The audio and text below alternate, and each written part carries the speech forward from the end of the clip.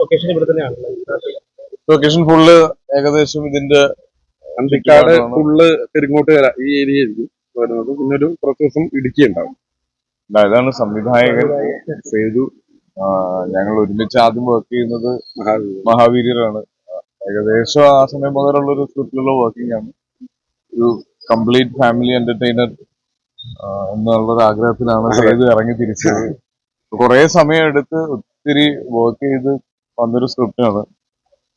അന്ന് ഇന്റർവ്യൂല് ഷറഫ് പറഞ്ഞ പോലെ നന്നാവുന്ന പ്രതീക്ഷയുള്ള സിനിമയാണ്. എല്ലാവരുടെയും സപ്പോർട്ട് വേണം.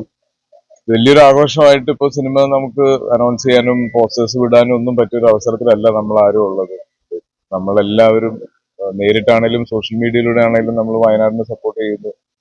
വയനാട് വേണ്ടിയിട്ടുള്ള കാര്യങ്ങളാണ് ചെയ്തുകൊണ്ടിരിക്കുന്നത്. അപ്പൊ വലിയൊരു ആഘോഷമൊന്നും ഇല്ലാതെ ഈ പടം ഇന്ന് അങ്ങോട്ട് ആരംഭിക്കുകയാണ്. നിങ്ങൾ എല്ലാവരുടെയും സപ്പോർട്ട് വേണം.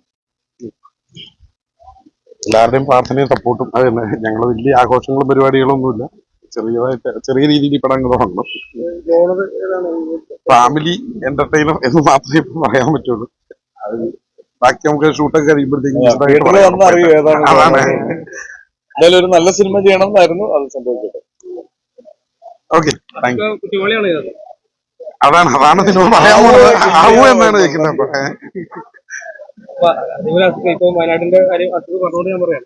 അപ്പൊ എല്ലാരും ഭയങ്കരമായിട്ട് ഇത്ര കാശ് കൊടുത്തു എന്നൊക്കെ പറഞ്ഞ് പോകുന്ന സമയത്ത് ആസിഫ് കൊടുത്തു. പക്ഷെ അത് എത്ര എമൗണ്ട് ആണെന്നുള്ളൊരു ചെയ്തിട്ടാണ് കൊടുത്തത്. അപ്പൊ അത് ഓൾറെഡി ചർച്ചയാവുന്നുണ്ട്. അത് എന്ത് പ്ലോട്ടിലാണ് അങ്ങനെ ചെയ്യാനത്? അല്ല, അങ്ങനെയൊന്നുമില്ല. അതെ, ഞാൻ ചെയ്യുമ്പോ അത് വേറെ ആർക്കും പ്രചോദനം ആവണമെന്ന് മാത്രമല്ല. പുതിയ പറ്റിയിട്ടൊന്നുമില്ല. അത്ര പറ്റുന്ന ഒരു ഇതാണ് ചെയ്തത്. അപ്പൊ അത് അങ്ങനെ ചെയ്യേണ്ടതാണ് നമ്മളെല്ലാവരും. പിന്നെ ജീവിതം മുന്നോട്ട് പോയേ പറ്റുള്ളൂ. നമുക്ക് എല്ലാവർക്കും തിരിച്ചു വരണം. ഈ പയ്യെ നോർമൽ ആവാൻ ശ്രമിക്കണം. എല്ലാവരും സിനിമകൾ തിരിച്ച് തിയേറ്റേഴ്സിൽ വന്ന ആളുകൾ, പ്രേക്ഷകർ സിനിമ കാണാൻ തിയേറ്റേഴ്സിലേക്ക് വരണം. ഈ സ്ട്രെസ്സിൽ നിന്നൊക്കെ നമ്മളൊന്ന് മാറണം. അല്ലേ? നമ്മൾ തിരിച്ചു വരും. Thank you.